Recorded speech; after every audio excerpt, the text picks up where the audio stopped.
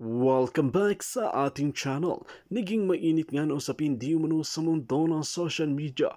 Tila tuluyan na ngang iimbestigahan itong siguting ng Norte na ito sa kanyang mga kaso at talagang pinunta na talaga sa Korte Suprema ang mga pruweba at mga ebidensya laban sa kanya.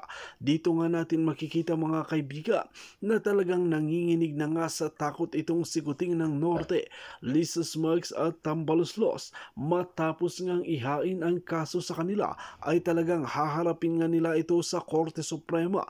Dagdag nga ng maraming netizen na sana ay matuluyan na itong siguting ng Norte at hustisya ang magtatagumpay at hindi na naman sila gagamit ng dahas at hindi na naman nila gagamitin ang pera para patumbahin ang kanilang mga kalaban. Matatandaan natin mga kaibigan, itong si Lisa Smugs at Kuting na ito ay talagang gagawin nila ang kanilang makakaya para lamang mapabagsak ang mga kumokontra sa kanila. Ngunit marami na ang lumalaban sa kanila at talagang patuloy na sinusuportahan nga ang pakikipagdigmaan ni VP Sara Duterte at ni Tatay Digong sa mga pulpolitiko na ganib sa kapangyarihan. Dahil kung titignan natin, sayang ang pinaghirapan ni former President Rodrigo Duterte na iahon ang bansang Pilipinas. Ngunit nanumbalik ang mga karumal-dumal na gawain sa bansa natin nung sikuting ng Norte na ang naupo at namahala. Mga kaibigan, tila ito ang nakakalungkot na katotohanan. Para nga sa karagdagang impormasyon, panoorin nga natin ang buong video. At kung bago ka lamang sa aking channel, huwag kalimutan i-click ang subscribe button at notification bell para lagi kang updated sa ating mga bagong video. At para sa solid viewers natin dyan, maraming salamat sa walang sawang pagsuporta. Sumisigaw na ang taong bayan na ikaw ay isang bangag-bangag. Ngayon, sasabihin nyo, wag akong patulan? Pero tangina ninyo, sino nagpainit sa'yo ng pangalan mo sa social media? Sino, mga kababayan? Si Marlica na gusto ninyong ipagurgur. Siningil ko ba kayo? Binudol nyo ko, binudol nyo kaming lahat. Kaya para makabayad ako sa pagiging instrumento ng pambubudol ninyo na hindi ko naman kasalanan dahil hindi naman ako nambudol. But again, meron akong partisipasyon dahil naniwala ako sa pambubudol ninyo. Judge-alatan ko kayo ng juhay sa social media. Baka ma-interpret na naman ng mga inayupak. Judge-alatan ko kayo ng inyong mga pulboronic activities. Leriza Razzotti, thank you palangga. Bel Codanan, thank you. Oh wow, 66,000 viewers, thank you palangga. Ngayon, tanungin kita, Bobong Marcos. Di ba wala ngang uma-attend sa'yo sa birthday mo? Kinukulit mo pa si Glenn Chong para may maroon kang bisita. Dahil isinusuka ka noon eh. Walang pumapansin sa inyo. Ako ang kinukulit ninyo para mag-interview ka. Dahil kilala ka lang na Bobong Marcos. Pero ginising ko ang diwa ng mga palangga ko na nadamay sa pangbubudol ninyo. Dahil akala ko, hindi na kayo mambubudol. Akala namin na yung mga pinangako ni Imelda Marcos na mga frozen assets na pinakita niya mga bill of lading na sinasabi niya na yun ang makakapagbayad ng utang ng sambayan ng Pilipino at even ng mundo ay ibigay niyo sa tao. Pero tangina ninyo, suga pa kayo. Hindi nyo na binigay yung mga assets na ano nyo na, natanggap nyo na, nakuha nyo na dahil sa pagtraidor o pagtaksil nyo sa bayan, gusto nyo pang ubusin ang national budget. Pangahayop kayo. Then, wag akong pansinin. Pero ilang beses kayo nagpa-interview, you see, you people with brilliant minds, smart people like you guys na nanonood minus the dugyots na mga fangit. Ew. Kadire. Sabi ni Puso. Kamusta na si Puso? Oh my God! Kadire! Meron ba bago yung hitad na yan? Parang gusto ko mag-showbiz ngayon eh. Oh my gosh! Ay, nako, oh my gosh! Dapat magkaroon na kayo lahat ng gash-gash! Mga inayupa kayo, ginagasgas nyo ang pera ng bayan. Ngayon, ano pa pinag-usapan nila dito? Sino pinag-usapan pala namin nung aking palangga? Pinag-usapan natin trust rating. Ayun. Oh, ito. PDEA, PNP, AFP. Hinahunting ngayon. PDEA, AFP, PNP. Hinahunting nila. Magmamanhunt sila. Ayon sa akin palangga, kaya sabi sa akin palangga, wag mo muna ako ha, wag mo muna ako ibukelya, sabi niya. Wag mo ako ibukelya kasi gugurgurin ako dito. Minamanhunt na yon ng AFP, PNP, PDEA kung sino ang nagbibigay sa atin ng impormasyon. Hoy, over my sexy dead body. Hindi ko ibubukelya ang aking mga puting ahas. Pinoprotektahan ko sila kasi darating ang panahon, sasama-sama din kami. Sama-sama nating abutin. Ayan, aabutin namin ang matayog na bituin. Lalagpakin namin kayo. Kailangan malaman ng taong bayan, minamanhunt palangga. Palangga, sabi sa akin, minamanhunt PDEA, PNP, sinususog nila kung sino ang nagbibigay sa iyo ng impormasyon. Eh kung sabihin kong si Kuting mismo. Manhunt si Kuting. Di ba? Ako sasabihin ko si Kuting mismo ang puting ahas ko. Manhunt si Kuting. Di ba? Total, bangag-bangag naman yun eh. Baka nakalimutan niya. Baka nakalimutan niya. Nag-text pa na siya o tumawag siya. You'll never know. Kasi pag bangag ka ngayon, nakalimutan mo na bukas. Si Kuting. Ay, abot sa inyong lubot, mga giatay kayo. Okay, recently may nag-share sa akin. I don't know kung what do you call it? Sa Boracay ba yun? Nandiyan po sa Boljakan sa ating Facebook. Merong dinidemolish. Wala na kasing caption eh. I cannot react kung ano talaga. Kung yun ba ay mga kababayan nating, mga IPs, indigenous people, mga ati, dira sa Boracay. Kaluoy man sila. They're there. They're there sa buong buhay nila, mga ancestral land nila and everything. Kung yun na, yung pinost ko na nakita ko dyan sa Boljakan, na inaano ng mga polis, dinidemolish itong mga ati daw. Kaluluoy man. Nakita ninyo. Sa panahon ni Duterte, binigay sa kanila yung kanilang klowa, yung kanilang lupa na kung saan. Kakapiranggot lang naman na lupa yun. Para sa kanila. Babawian nyo pang hayop kayo. See, eto yung mga issue, mga palangga, na makakatouch sa puso nyo. What if kayo yung isa sa mga ati doon? Yung mga anak ninyo, displaced, hindi alam kung saan pupunta. Dahil pinapademolish ng buwaka ng inang gobyernong ito dahil sa kanilang interes. Dahil ibinigay ang interes sa mga developers na mga kasabwat nila. Ang mga kawawang ati dira sa Boracay, kaluluoy. Back in the 70s and 80s, yung mga mas matanda sa akin, may nag-message sa akin si Palangga. Mas matanda ng konti sa akin. So niya Palangga, back in the 70s, dinadala kami dira ni nanay kasi taga Roas City. Siling niya, shout out sa imo Palangga, you know who you are. Okay? Huwag ko nang sabihin baka gurgurin ka. Okay? Nasa nasa circle din ng mga kagandahan. Okay? Sabi niya sa akin, Palangga, back in 70s, 80s, ginadala kami ni nanay sa Boracay, 70% dira, 70 to 80%, grabe Virgin Island, ina ang Boracay. Mga ati na, mga parinti, pangalan si naton, ina siling niya, gawin na mag-istorya kami. Sinya mga parinti, tapos siyanda, kaluluoy ila sitwasyon. Kaluluoy, kaya ginademolish sila at ginatag na ni Duterte at yung kanilang part of parcel, land parcel, ay binawi ng mga inayupak. See? The reason why we have to end them. End them, mga brusko-bruskong mga palangga na kayo ay ginigipit din kayo, men and women in uniform. Ginigipit kayo. Ang aton, mga parintida, na mga ate, aton, mga parinti na sila tanan. Dahil kung hindi man tayo na lahian, muna man kita. Yan ang ating mga kawangis bago tayo na lahian ng ibang lahi. You know what I mean? Asan ang human rights? Nasaan kayo na ipagtanggol itong aton mga parinti na mga ati dira sa Boracay? Mga ihodiputa kamo nami kayo panggurguron. Nadiin kamo saan na pinababayaan yung umiiyak ang mga ati dira na may lupa na, may titulo na, may klowa na and everything na binigay ni Digong. Pero binawi ng bangag. Gamitin nyo mga pulis dyan na nagdidemolish. Kung ako sa inyo, huwag kayong sumunod kung may puso pa kayo. Ba't nyo susundin ang utos ng isang nag-i-interest ng kalupaang yan? See? You have to get up. Ang pinaglalaban ko dito, buwis buhay, sabi nga ni Sas. Shout out kay baby girl. Andiyan ba si baby girl? ang sakit sa dibdib na makita itong mga kaluluoy naton, na mga kababayan, mga parinti nato na sila. Iisa lang naman tayong nananalaytay na dugo sa atin. Ginigipit. Pang-aabuso. Suppression. Saan sila dudulog? Umiiyak ang mga bata. Naririnig ko dun sa video na yun, tumatangis. Kung doon po yun, nasa Boracay. Tumatangis.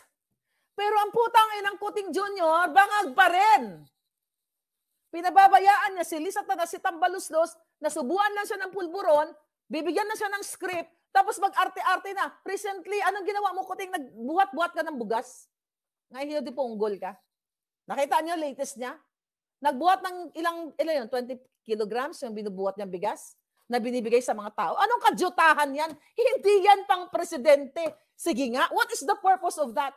Pagbagsak ng rating mo, magbubuhat ka ng bigas, magbuhat-buhat ka ng bigas ng mga sibuyas. Marian, very maroas yan. Very Lisa Smugs yan. Mag-inom-inom ng tubig sa plato, di ba? Ginoo. Nalala niyo yun? During the election, magbuhat-buhat ng sibuyas, magkain-kain sa baso, mag-inom-inom ng tubig sa plato. Remember that? Yun ang nagpabagsak kay Roas. Tapos ngayon, magpabuhat-buhat ka ng bugas. Palunok ko sa'yo lahat ng bugas eh. At nang mabusyod ka na. Kita niyo yon? Resign ka na, Kuting. Resign, resign, resign. Polboron, test, epal ka. Timberland. Gulp. Thank you, Palangga. Okay, niloko mo kami, Marcos, sabi ni Carolina. Manhid ang mga puso nila, sabi ni Berhilio. Diba? So yun, mga Palangga. Si Siren G, thank you, Palangga. Okay? Si Gulp Seward, thank you also. I will ask you, people, kahit ano man ang kulay ninyo, maliban sa mga dugyot, sarado mga utak yan, mga tayo laman ng utak ng mga yan. Mga pangit. Pangit. So kadiri. Tanungin ko kayo, ay nako, yan ba ang solusyon? Pagbagsak ang trust rating, pag ang issue ay magpulburon test ka, ang solusyon niya magbuhat ng bugas? Magbuhat-buhat ng bugas ang gago? Uto-uto daw gago, gid. Mag-traffic-traffic. I love that. Makuha, naalala mo yon? Di ba? Inano ko yun, million viewers yun. Inano ko yun, binidinab ko yun. Inagay si Dodong Mar, mabuhat-buhat ng biga, ay, pabuhat-buhat ng sibuyas, patrafik-traffic, painom-inom ng tubig sa plato, pakain-kain sa baso, di ba? At alam niya kung nasaan ang shabu, mga ganon, di ba? Yun ang babagsak sa kanya kay Dodong Mar. O, saan ang alpotero na yan? Buhi pa na sa? Dodong, din ka na. Yan. Kamag-anak na di Satanas, kaya mo tahimik. Magkakasabot yung mga yan.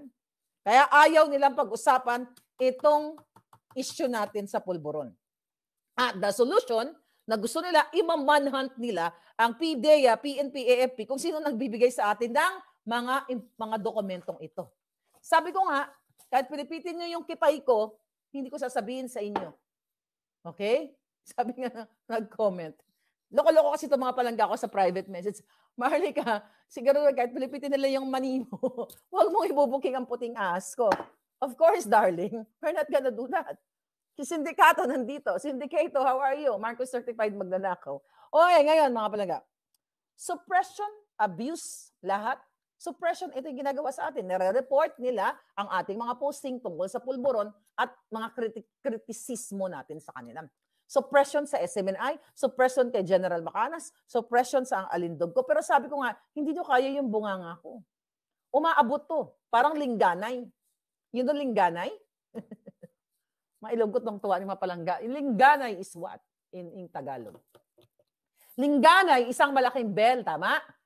Diba? Na pag binagting mo nung unang panahon, umaabot sa kabilang barangay. Hindi pa uso ang social media. Radyo pa lang, pero matatalbugan, bell, right? Matatalbugan ng radyo nung panahon na yon, ang bunganga ko. Aabot sa kabilang dulo. Kaya hindi nyo kami kayang pigilan. Kahit anong suppression na gagawin mo, Kuting, ay Lisa Tanas, Tambaluslos, kahit maglagay pa kayo ng mga ads dyan, di ba? Kung ano-ano, kahit naka-black na kayo, di ko alam kung paano nyo nagagawa, mga hinayupa kayo, hindi na maniniwala ang taong bayan sa inyo. Dahil ayaw mong sagutin, Kuting, ang mahalagang issue. Okay? Mahalagang issue na itong kordoroy na pagmumuka ni Lisa Tanas ang nasa likod at si Tambaluslos ang nasa likod ng mga bribery. Tandaan nyo. The Okada issue, Lisa, O ayaw mo rin pansinin yan para mailabas natin ang ebidensya. See, ayaw nilang, imagine mo may accusation dito kay Lisa na to, na sinabi ko sa inyo, si Lisa at si Tambaloslos at si Altenco at si Bimot Nolan, nandoon sa hawak kong ebidensya, ayaw nilang pag-usapan. Ayaw niyo pag-usapan yung issue na yun. Ang ma-present natin, Exhibit A, B, C, D, E, F, G hanggang X, Y, Z. See? Ayaw din ang pag-usapan. Ayaw ni Lisa lumaban ng head-on. Ayaw niyo lumaban kuting ng head-on. Ikaw ang involved dito eh. Ikaw dapat ang magkaso. Diba? Ikaw ang magkaso. Ikaw ang involved dito. Papalunok ko to sa'yo eh. Gaganon ko talaga to eh. Pag nakita ka na. Diba? Oh, ayaw niyo lumaban ng head-on. Sa halip, ay ginagago nyo ang Pilipino. Sa halip, binubusalan nyo kami. Sa halip, magbabayad kayo ng what? Ng mga media. At recently, natakot itong si Delete Tribune. Hindi na raw Daily Tribune. Delete Tribune. Actually, I don't wanna attack the Daily Tribune. Kasi sabi ko, naniniwala ako na alam nila yung nangyayari. Pero baka nakaramdam sila ng takot. And I feel sorry for you. Sino ba may-ari ng Daily Tribune? Sabi ni, huwag ko na pangalanan. Sino may-ari ng Daily Tribune? Totoo ba na may part owner si Senator Bongo? Is it true? If that's true, Senator Bongo, kung part owner siya, hindi ko alam may nag-message lang sa akin. I'm not sure. Maybe Senator Bongo will do something, baka hindi niya alam. Ha? Senator Bongo? Oh? Baka tinatarantado ka ng mga taong nasa ano mo, nasa paligid mo. No, may nag-message sa akin. I'm not sure, I'm just asking. Kaya nga sana magsalita si Senator Bongo kung siya talaga ay part nito. I'm not sure. Nag-pop up lang sa message. So, parang sa akin lang, kung natatakot itong Delete Tribune, dahil tinawagan ni Chavez, dahil inutusan si Chavez ni Lisa Tanas, ito ay mando ni Lisa Tanas ni Tamba through presidential communications. Kasi si Chavez is strategist nila, presidential communication strategist Eclabush, para ipatanggal ang Tribune, di ba? From Daily Tribune ay Delete Tribune na ngayon. Nakakaawa naman kayo. You have to have guts and balls to fight and to tell the truth, the whole truth and nothing but the truth. If you want to survive in this world, Daily Tribune, bigyan ko kayo ng bonggang-bonggang advice. As a vlogger, na tumayo sa lahat ng mga demonyo since August of 2022. I'm talking about the expose ko, di ba? Na ako ay minura din ng ibang mga palangga ko, nagalit sila, akala nila ako ay hindi lang daw nabigyan ng pwesto or personal chuchu-chuchu. I answered that already. Okay. I stand for what is right. Nilabanan ko ang jutang ginin ng gobyernong demonyong ito na nagpapahirap sa bayan. Kung gusto nyo magtagal sa industriya ng social media, mayroon dapat kayong tapang. Dahil ang panahon ngayon, ang mga palangga natin ngayon ay matatalino at matatapang para magkaroon kayo ng engagement at mapatunayan ninyo o mapakilala kayo sa buong mundo na kayo ay nasa tamang katinuan o walang kinikilingan, walang sinusuportahan. Katulad nitong ibang mga mainstream media na wala daw kinikilingan, walang sinusuportahan, nababayaran lamang, no? Tumayo kayo. Ipakita nyo sa taong bayan na kahit pa sindakin kayo ng gobyernong ito, ay maninindigan kayo sa inyong mga sarili na hindi kayo dapat hawak sa liig ng estadong ahas. Kung kayo mismo ay nasisindak, ano na lang ang taong bayan? So meaning, the fact na kayo ay nag-delete, kayang hawakan ang inyong mga itlog na kasing laki ng tiki, na katulad ni Kuting. Saan pa ngayon sasakdal? Tama ba? Sasandal. Sasandal ang taong bayan sa tamang pamamahayag o makatotohanang balita. Kung mismo tinawagan kayo, this is a revelation, di ba? Kung mismo tinawagan kayo ni Chavez para ipa-delete ang inyong post regarding dito na wala naman kayong sinabi na it's confirmed that the document is saying na si Kuting ay what? Si Kuting ay addictus benedictus. Sabi nyo nga, purportedly, allegedly. You know what I mean? So, kailangan nyong tumayo sa inyong mga paa at masabi sa taong bayan kung ano ang katotohanan. Hindi yung ganyan. Thank you. Andi pa si Sir Jason. Hi, sir. Thank you for your beautiful words. Thank you. All right. Crisostomo Ibarra. Nasaan si Sisa? Thank you Palangga. You always tag me. Ha? I love you for doing that. Pag-share. Maria Socorro Mea. Lahat kayo, alam nyo, lahat kayo, naalala ko yung mga pangalan ninyo. But I cannot just reply kasi ang dami nyo, ngaraglagi ang lola ninyo sa pagkikipaglaban, mga Palangga. Sino ba si Chavez? Para maintindihan ninyo. Si Cesar Chavez ay Presidential Communications Strategist na nilagay ni Kuting Jr. Under siya ng presidente, ng Presidential Communications. Inutusan ni Tambalisa ang Presidential Communications ni Bukangkang at ni Cheloy Jotok na ipatrabaho kay Cesar si Daily Tribune para i-take down ang post. See? Paano ko nalaman yan? The puting ahas is working for you guys. Para sa Pilipino. Tinawagan, pinadelete. Wala namang sinabi si Tribune na ito ay katotohanan. Nirepost na lang at sinabi niya, allegedly, Maharlika posted this, da-da-da-da-da. Natakot. Baka magurgur. Pinapakita ko po sa inyo ang litrato ng katotohanan. Ang nangyayari sa inyong bayan. PH Balita, how are you Palangga? Pinapaharap ko sa inyo, pinapagising natin, tinistimulate ang mga billions of neurons natin dahil mga Palangga, yan lang ang yaman natin. We don't have billions of money, but we have billions of neurons to speak up, diba? To fight for what is right, at para tignan na ang presidente ninyo ay niloko ang taong bayan, betrayal of public trust, na ang nagpapatakbo ay hindi siya dahil sinusubuan lang siya ng pulburon, si Lisa at si Tambaluslos ang nagtatrabaho. At yan po ay kaming mismo sa mga taong nakapaligid sa kanila. Sukang-suka na, mga kababayan. Kung hindi tayo kikilos, kung hindi kayo mag-speak up, again, sabi ko sa inyo kagabi, kayo, tinataningan ko kayo, tinataningan ko kayo. I'm giving you hanggang, sabi ko, huwag natin paabutan ng Pasko. Kayo lahat na mga Palangga. Pag hindi kayo nagsalita at hindi kayo nakisama sa ating mga pagtitipon para magbitbit ng karatula na pulburon test, speak up. Pagdating ng Pasko, bibili ako ng pole. Hindi na ito ang maririnig nyo sa akin. Pole dancer na ako dito sa bahay. Ay, nako, kidding aside. O, artista na lang ako. Wag mo ako materi-teri. I can do that. Acting na lang gagawin natin. Relasyon? Querida? Kabit, number 2, mistress, relasyon. Are you chuk-chucking my husband? Ano namang, yan ang gusto kong gawin everyday, punyeta. Diba? Gusto ko may ka-actingan. Yan ang gagawin ko talaga sa December. Pag hindi pa kayo nagsalita, yan ang gagawin natin. Wala na dito mga politika. Kaya kailangan tapusin na natin sila. Kaya wag nyo akong materi-teri. Terry, magsalita ka na. Bukelya mo na to, Terry. Total, sinigra naman yung buhay mo. Ako sa'yo, Terry. Yan, baka gurgurin si Terry. Kawawa naman to si Palangga.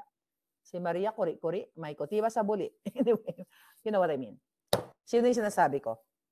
Yun yung kasama ni Kuting nung time na ulitin natin. Isa namang kapapel na sa buhay ko dito. Ba't nadula na naman to? O pinagtatapong ko na? Ito pala. Yung nag-inhale ng substance. White substance. Anyway, this is your fair lady, Maharlika. Huwag nyo nang paabutin ng Pasko si Tambalisa at si Kuting dahil binaboy niya kayo. Ignore the dugyots. Block them and report them. Yeah, you block them and report them. Kasi sila ang nagre-report din sa inyo. Ganti-ganti lang. Nare-report nila, ayan pala, bago ako umalis.